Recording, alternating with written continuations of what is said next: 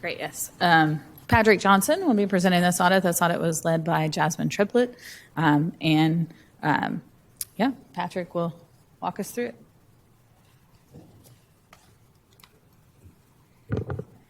Yeah, as Corey said, my name is Patrick Johnson, Assistant City Auditor. I do want to acknowledge Jasmine Triplett, who led this audit, and the rest of our team. She can't be here today. Also want to extend our appreciation to the staff and management of the law and police departments for all their help during this audit. Our objective was to determine if the city follows open records laws and provides requested information in an efficient and timely manner. Talking about public information, so the Texas Public Information Act provides a framework for access to public information that's produced or maintained by a governmental entity. To follow the principles outlined in this law, governmental entities must do the things shown here, notably treat all requesters the same and provide information promptly. The city has made efforts to follow these principles, but can do more to improve the transparency and accessibility of its public information. Moving to the city's public information or PIR process, there are essentially 4 steps as shown here. At the intake point, requests are separated by those seeking APD information and those seeking information from all other city departments, and the city calls these city-side requests. Currently, APD has a team that manages their request, and the law department handles all the other requests with assistance from points of contact in the departments. The city also has an electronic system called GovQA to help manage the process flow. So our report has 2 finding areas really related to improving requesters' user experience and bringing more consistency to internal processes. Our first finding focuses on the city's culture and how it approaches providing access to public information. The next few slides show that more proactive measures could help improve the city's approach as well as the public's perception about the transparency and accessibility of the city information. The first step in accessing public information is really understanding how to do so.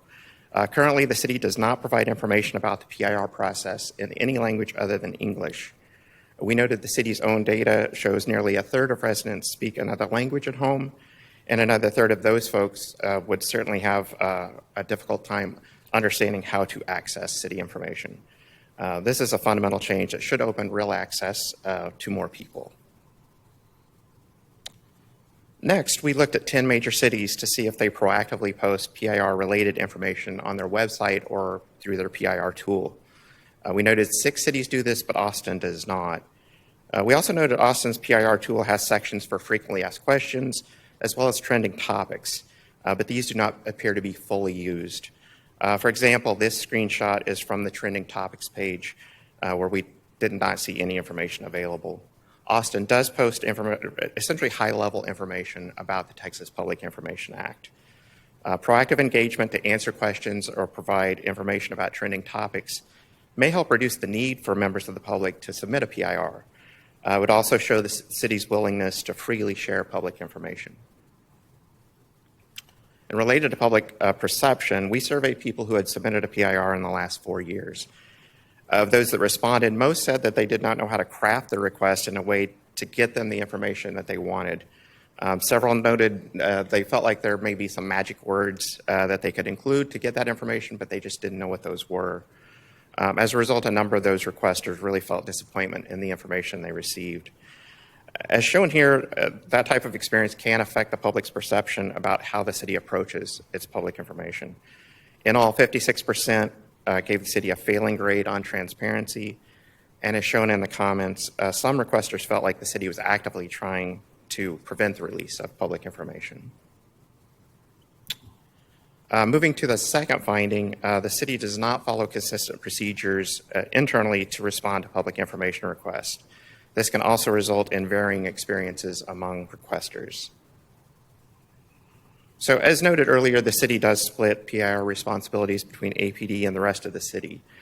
On average, the city gets about 30,000 requests per year, 20,000 of those for APD and 10,000 for the rest of the city. APD has a staff of 6 folks to manage all those requests, while there are about 120 staff on the city side essentially available to help with those city side requests. And as shown here, APD staff has double the number of requests, but in proportion, has one staff member for every 20 on the city side to handle PIRs. And as shown on the next slide, APD requests are not as timely as the city side request, and APD currently has a backlog of about 20,000 requests. As I noted earlier, state law requires the city to provide PIR responses promptly. Over the last 4 years, the city closed about 75% of their PIRs within about a month. However, the remaining 25% experienced delays, and especially for APD requests. And overall, I think these long response times further contribute to user dissatisfaction with the city's process, even if there may be a reason why there is a delay. So, for example, about 14% of those longer responses on the city side were due to the city sending the request to the Attorney General's office for a ruling, and that can take anywhere between a month and a half to 2 months to get back. We also learned some APD information requested isn't available just due to ongoing investigations, and that essentially can delay when that can be released. Again, while most requests were completed in a reasonable time, the city needs to identify factors driving these longer wait times in order to make improvements, set realistic expectations for the requesters, or both. And another one of the state principles was to treat requesters the same. However, when we looked at the city's search and redaction processes, we noticed some differences in how they were done among the departments. These differences can affect what information is identified and provided to requesters and may result in unequal treatment. For example, for searches, we saw 3 main differences. First, most staff search using only the keywords that are included in the request, and other staff, they search those terms. They also search synonyms, and they may kind of translate those terms to terms the city uses to try to find the information requested. The city really doesn't provide consistent guidance on what search terms staff should use. And also, as the number 2 and 3 here, so the tools and the who searches differences are really related. They really kind of involve staff from the city's Information Security Office, or ISO. Electronic searches for several departments are done by ISO staff. And ISO staff uses more sophisticated search tools, and those search tools require specialized training to use. That's important because the ISO searches can identify responsive information, where a staff just using the standard search tools is not going to find that information. So this can obviously result in different treatment for different requesters. Moving on to the redactions, again, some public information is required to be withheld from release by state law. So we saw some differences among departments in redactions, mainly focused on the tools available to them and the level of training of staff. For example, we surveyed public information staff in the departments. More than half of those reported needing additional training, really to understand what needs to be redacted. And for tools, I think that our main concern was that APD staff does not have specialized tools to redact audio files, and really to redact protected information in audio files. And as a result, APD has been releasing full unredacted versions of those files in response to requests. APD also reported having limited kind of tools to redact video files, and which made it a much timelier kind of process to use, and delayed releasing that information as well.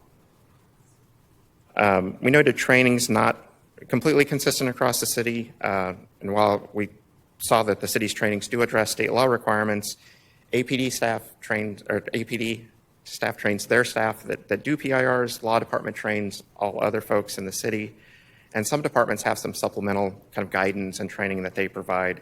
And again, these differences can create some knowledge gaps that affect how some requests are processed.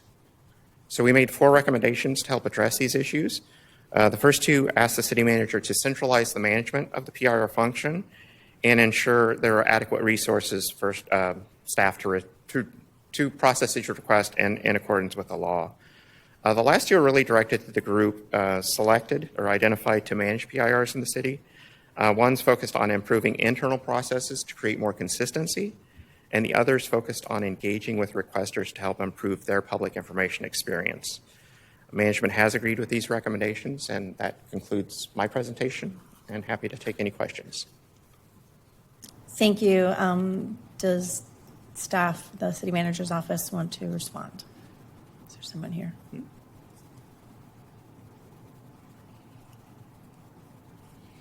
I think Deborah from the law department's here. Thank you.